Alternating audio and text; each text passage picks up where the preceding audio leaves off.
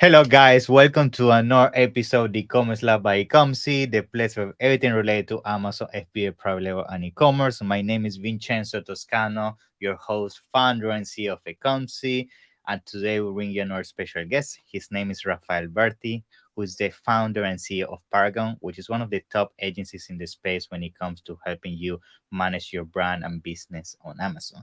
So actually, I met Rafael a couple of months back now in Barcelona at Amazing Days, and I was actually impressed by the insights and the strategies he brought to the table with his with the keynote he did at the event.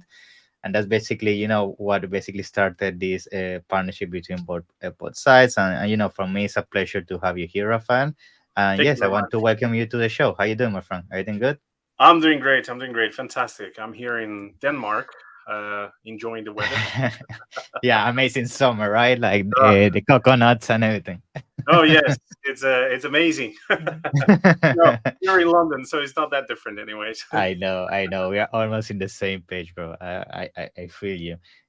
But yes, thank you very much for being here. I think, of course, something I wanna use a couple of minutes to on this episode is to learn more about you as an entrepreneur because I do this with all my guests, and every single person has something to share on their journey. And I feel usually people, by hearing other people's journey, that's where they can connect the dots and really do some resemblance on where they are and where they want to go. So yeah, talk me a little bit about who is Rafael, how you jump into the commerce business space, and then how Paragon got started. Yeah. Oof. How much time do we have? Like a couple of hours, at least. Yeah, we can do a Very quick long summary. story. It's been a very, very long time. Okay, I'll just let me just give you some funny facts about me just to start. Sure. My first my first contact with e-commerce was back when I think I was 18 at the time. um, Mm-hmm. and I'm a drummer. I was playing Nice. in a band back then. I had a band, and we used to go around and playing concerts, like amateur, nothing. We're not Okay. mainstream in any sorts, but we recorded a demo. It was just a CD. I think we had three songs, and then as we go to other places to concerts, we would exchange with the other bands because they also wanted to, let's share and try to sell so we can uh, Mm-hmm. talk about our bands, our music, so we get more people to know us. And then at some point, we ended up with a bunch of CDs, and it's like, well, what we do with this? And we had a friend who was a programmer, and he said, "Hey, you could make a website, and then I can help you. We put the CDs there." So that's what we did. Very immature. I don't think he had a name on the website, but it was very like we took some pictures of the CD, and then we put it on, and then if Mm-hmm.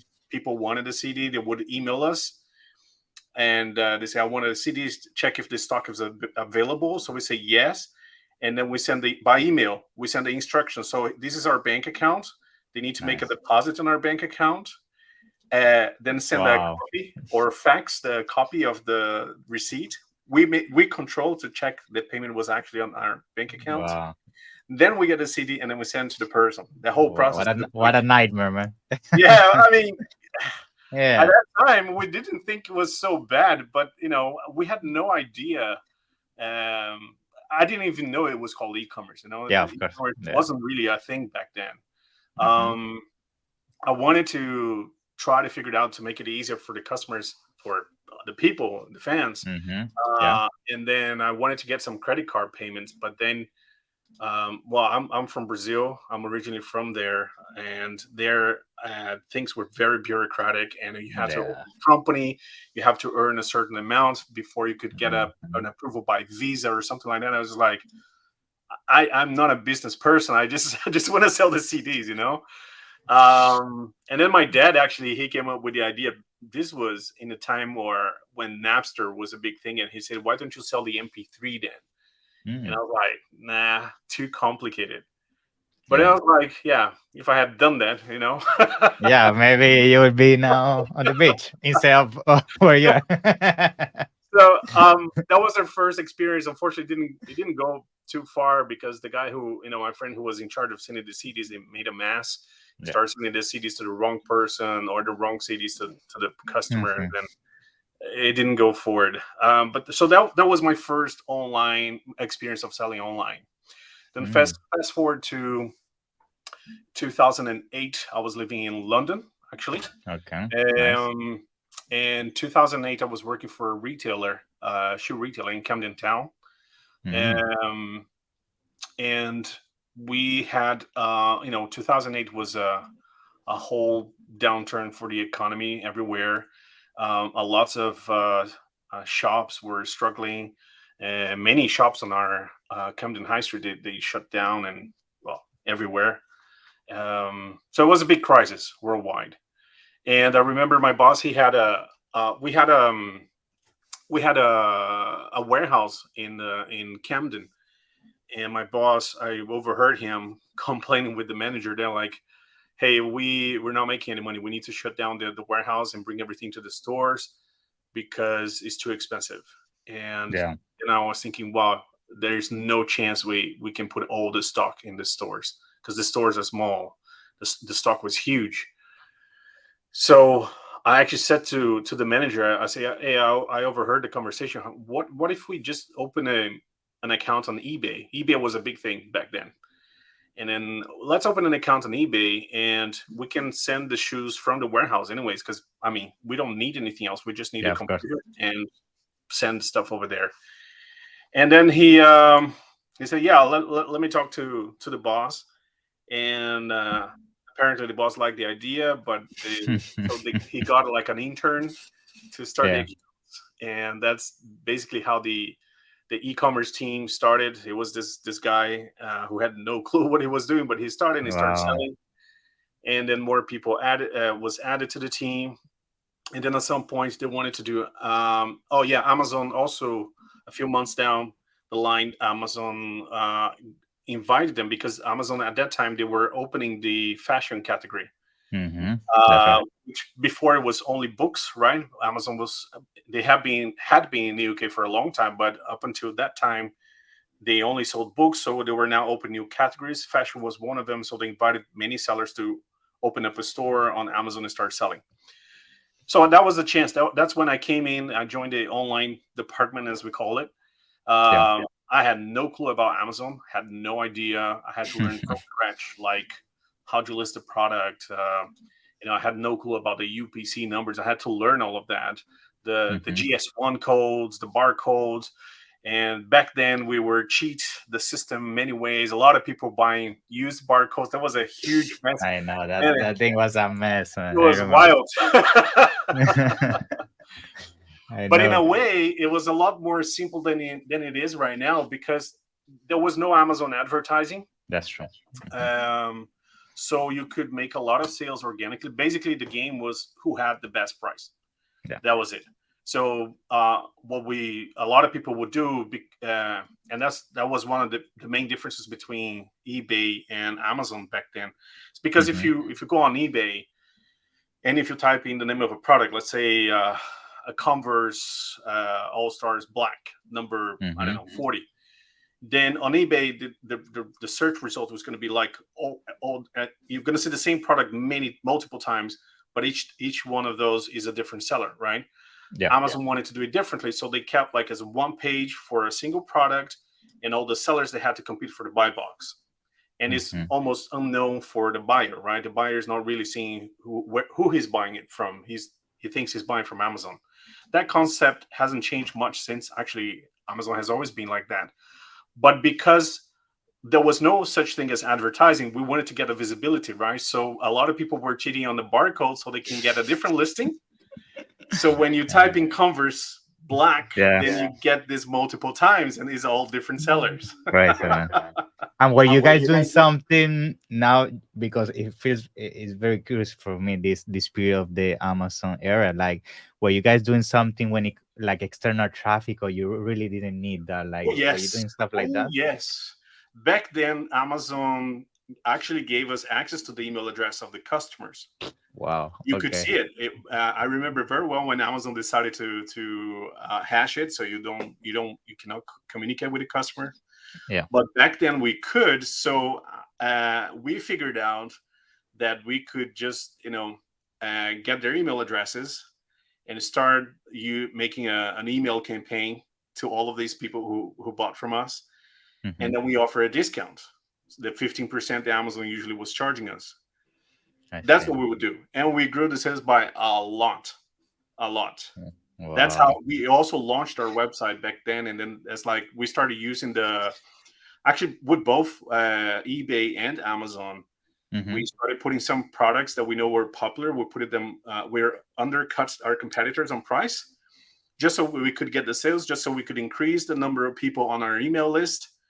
And from our email list, we would start sending them our offers. And that's how we grew our e-commerce. That's how we started.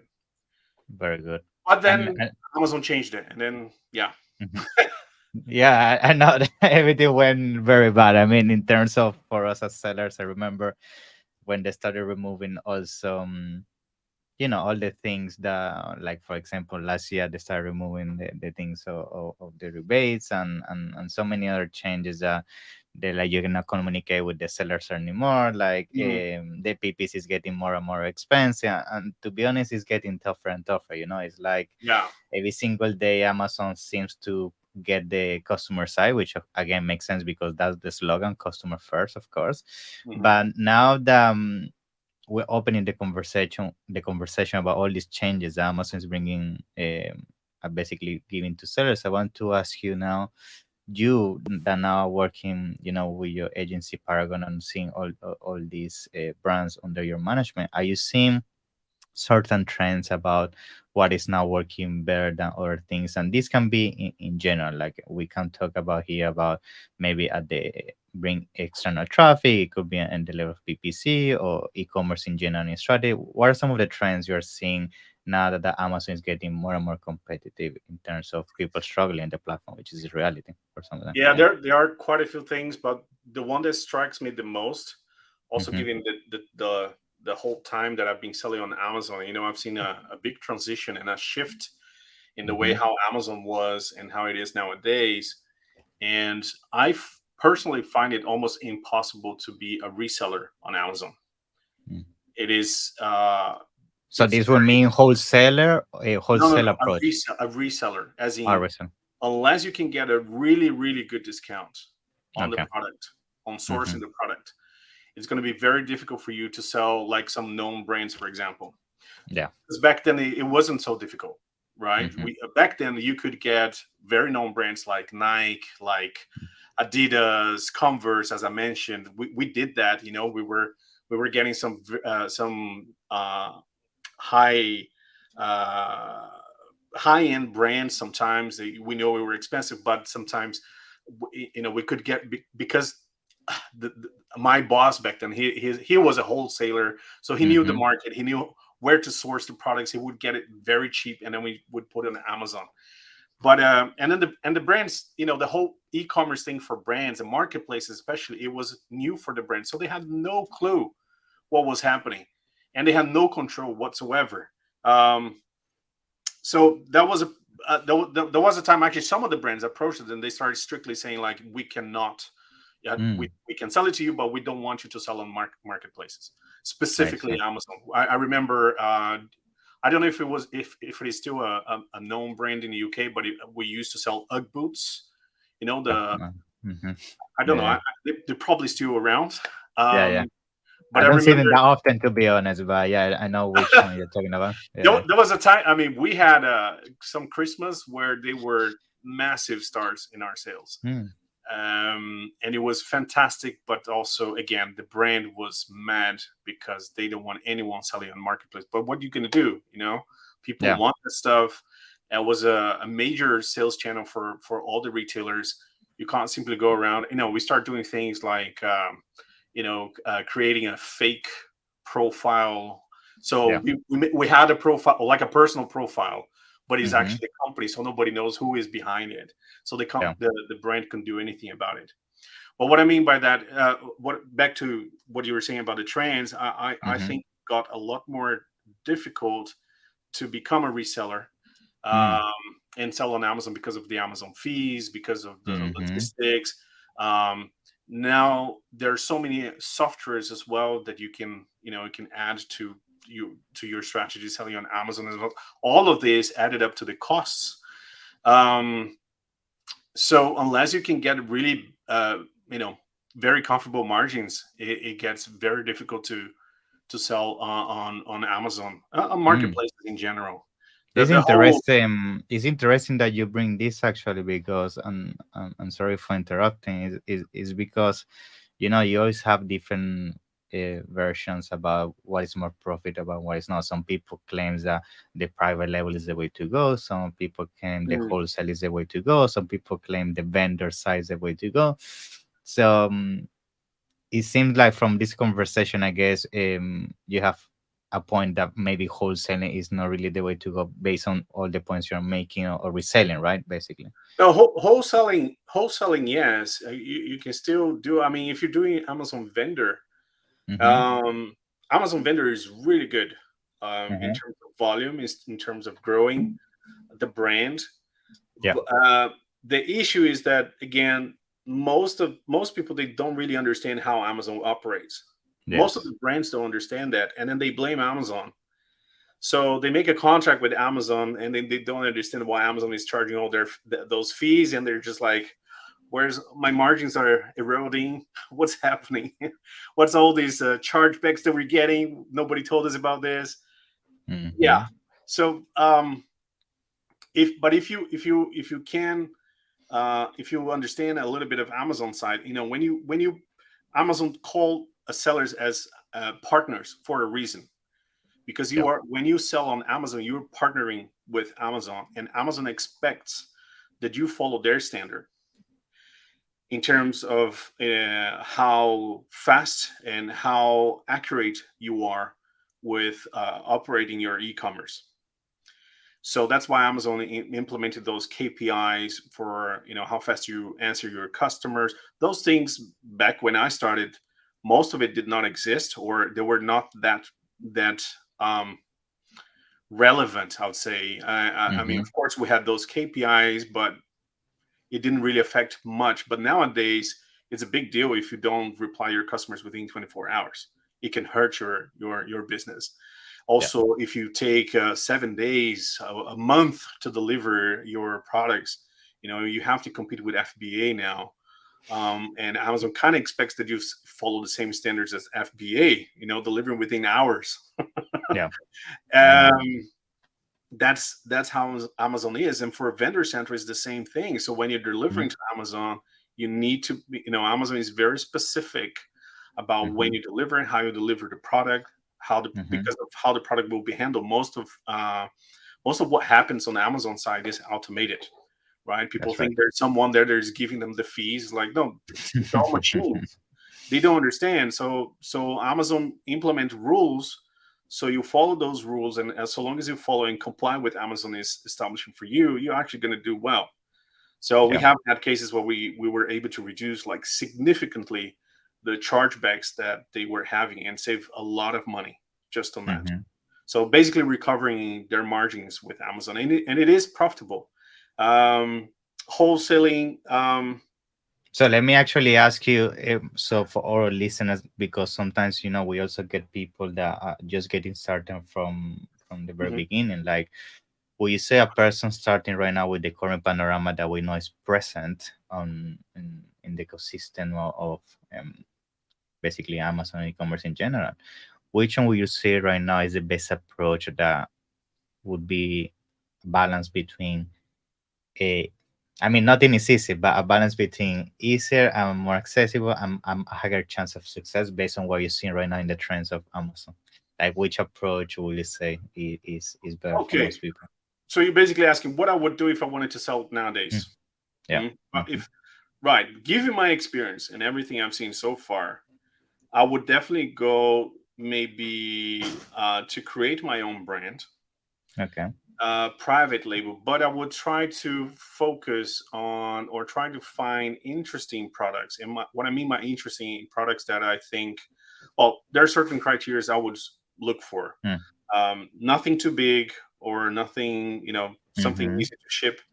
Um, and something that it's evergreen, like some evergreen products. It's the best. Of course, you can get some seasonal products that you do really well, like I don't know, like winter socks or things like that. Yeah. But I would try to focus either on a category that has the category that has high demand, Mm-hmm. or if I want to find a product, I would try to find a product that really solves a problem and is a really good quality sourced product. Maybe things like also products that are in demand. For example, if you read around, you see a lot of people are now concerned about eating healthy. That's right. They're concerned about. So we have seen the whole vitamins and supplements category like going crazy. And I wouldn't say that you should enter on that category specifically, but look at some kind of maybe complementary products to that category, products that could also not necessarily as a supplement, but also, it's bringing you the nutrients. So we had a case of they were not clients, but it's just someone that we advised them, and Mm-hmm. they had healthy snacks, uh, Mm. and they were doing really well. They launched that in Europe, but the difficulty we're having is to find where to source the product, like a good quality product, because they had certain standards, and of course, it's not something that would just go to China and take Of course. it from there, because China is not really a producer for the products that they were looking for. Um, and then the countries that it would go to, mostly in South America, the producers they found they're just not big enough, and they couldn't produce Mm. large quantities. So that's one thing as well. But then, one of the things that we told them, like, okay, maybe you could be a little bit more premium instead. So you don't have to rely so much on the quantities, because your producer, cannot supply you with the quantities you need. But you can change your advertising, or not your advertising, but your whole marketing and brand positioning, and you are selling high quality products anyway. It's all organic. Mhm. You have a lot of control. There's no pesticides in the products that you're selling. So this is also a good thing. It's also one part of the things, like I would say as well, a lot of people are concerned about selling about pricing on Amazon. They want to Mm. go, they want to have The this, cheapest. Yeah. they want to be the cheapest, they want to compete on the price. And I think this is Race to I the want to say bottom that is a most of the wrong. time. Yeah, I want to say that is a wrong vision. But I think sometimes, if you focus on the core of the value proposition that you have for the customer, Hmm. you can still sell at very high prices, right? Yeah. Just make sure that the customer understand that. So we have a few cases like that as well, where we have one that I think I've said in every podcast I've been to. I really like the story, because these guys, they were in the States, and they were selling, they're from Brazil, they're selling Brazil nuts in the United States. And then they're saying, we have a problem because we're struggling on the pricing, and we cannot compete with the price they have, because our competitors are using. But we know our competitors are planting their Brazil nuts in Bolivia and importing it to the United States. As what we do, we don't plant anything.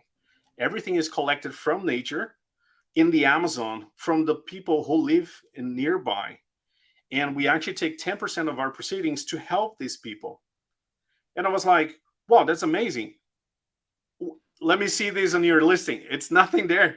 There's nothing on their branding, nothing. Not even their website. It was a little bit about it, but there was nothing anywhere on Amazon that I would, as a customer, Yeah. I would come and see this story about them and say, so Yeah. you have a problem.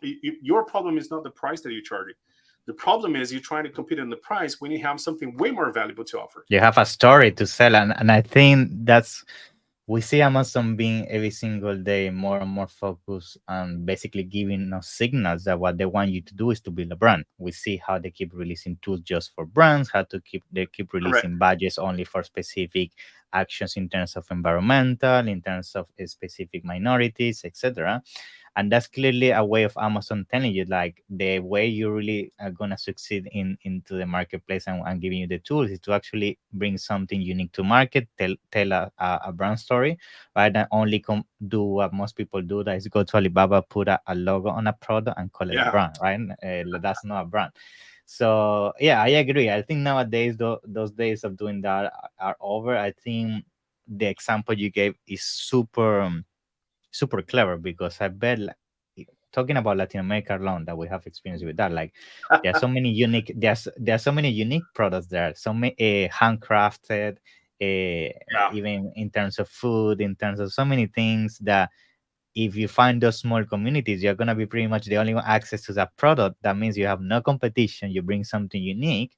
If you build an amazing brand story behind that, then pricing is not going to be an issue, because somebody maybe in Denmark wants to pay $100 to a specific almond that comes in the middle of nowhere in Peru. I don't know. Hmm. So you get the idea, right? I think, yes, I agree. I think that's the way we should go, and I bet you also see that with your clients, like clients that maybe are coming from the era of only selling copy paste products from Alibaba. Maybe you see they're struggling now, right, with the Yeah. pricing and I'm not against the idea of sourcing from Alibaba. mm-hmm. Maybe just be careful with that, because there's a lot of people on Alibaba who are not the actual manufacturers. Yeah. Um, but there are still, you can still find some manufacturers, but there are few. So you need to research by quite a lot. And I also would say that there's a lot of generic products being sold there, which I don't know if there is much advantage on you just slapping your brand in it and selling on Amazon, simply because there is already a winner, a brand that is already winning the category there, and then you're just going to sell the same. I mean, Mm-hmm. if you're, it depends really what your goals are. If you plan just to make some money on the side, Yeah. yeah, I think is that's a valid idea. Mm-hmm. You can make some money, pay for your college fees or whatever it Yeah. is that you want to do. That's fine, but that's not very difficult. It will be very difficult to become a sustainable brand that is going to be later on sold on retail stores, and be Mm-hmm. a worldwide success or a national success. It's very difficult. That's going to happen. So if we have lots of stories of people that they may have started like this, like a private label, but then they perfected their product Yep. and shifted as well, depending on what the people actually want when they're looking for my kind of product. What is it? What are their needs, right? Mm-hmm. I think when we met, I mentioned the story of I forgot the name now. Is this is the guy was he was from Google. He quit his job I and then he remember. created Mm-hmm. Anchor, Mm-hmm. right? That's right. Yeah. He created this brand, but one thing that Anchor is really good is they were good at listening, use the feedback they were getting from customers in perfecting their products. So Yeah. use the customer feedback into their product development. And now I'm saying this not just for a private label, but a lot of major brands also don't understand this. If they incorporate the customer feedback into their branding, and it could be any type of product, I think they could come up with really really good products that would be very successful. And I mean, you're getting the customer already to tell you what they need, so you just need to learn to listen. I but know. I know. but the most common thing that you see is that sellers, they just come up, oh, I want to sell this product, I just think it's nice and I want to sell it, but that's not really what people want. So Yeah. the journey really starts with the customer. Again, that's Amazon's proposition. The journey started with the customer. What does the customer actually want? Of Yeah. course, there are many things I would love to sell. There are things that I already sold on Amazon that is not really what I wanted. It's not the kind of product I like, but there was demand for it. I know. I sold those. This was many years ago. I sold some of those. What's it called? Those memory sticks. Like the little ones for mobile Mm-hmm. phone. Yeah. I sold a lot of those SD cards for cameras. Oh, we use those. Yeah. But then the market became saturated, and nowadays it's even worse because everyone, that this is exactly what happened. This category is a good example because what happened was a lot of folks went to China. Mm-hmm. found those manufacturers for SD cards and slapped their brand, and they start selling the exact same product with a different brand and then competing on price. There is no product innovation. There is nothing different between it. It's just the brand. And that's So why people struggle so much. I feel, I don't know, I think it's because of these courses and content you see out there that they make it so easy. Like, oh yes, find this product in TikTok now, it's yeah, hot. You buy it for 2 cents and you flip it for $15, and then it's like, oh my god. yeah. That's also this thing about social media, right? Because of the market we're in, and I'm sure you see the same thing as well. If I Hmm. go from TikTok or Instagram, I get a lot of adverts of people saying how they become millionaires. Yeah. 7 figures, 8 figures selling on Amazon, and I'm like, really? And the other thing Really? is, the other thing is, they usually talk about how much money, how much they sold. So like, oh yeah, I sold 8 figures, but how much of that was actually profits? And this is the key. Like for me, it doesn't really matter if you're selling so much on Amazon, but in the end you have like $1, $2 left in your pocket. That's What's right. the point of that? What's all the effort for? Just so you're still poor in the end of the day. That's So the for me, thing. I you have feel we to be get caught profitable. as well in the revenue numbers, and I bet you see all these things all the time on the bands and all that, 7 figure, 8 figures, and everything. And I know from a fact because I bet you do the same. You do a lot of audits.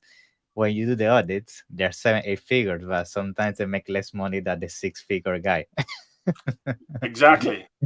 Yeah. So you see what I mean? It's like, yeah. Anyway. Yeah. No, it's so yeah, it's important. I mean, if it's okay if you're burning cash, but depends on what is your goal. Sometimes uh it can be justified if you're like just want to get more market share, if you launch a Hmm. new product, and so for a period you're just burning cash. um but in the end, after a while, you cannot keep doing this forever. At some point you will have to stop and start looking at your profits, and That's right. you need to prioritize your profit at some point. uh, um so we do this all the time. I mean, for us, one of the strategies we use for launching products is, yeah, we put them very cheap or give you like a massive discount the first few days, something like that, something to grab the Hmm. attention, get the sales going.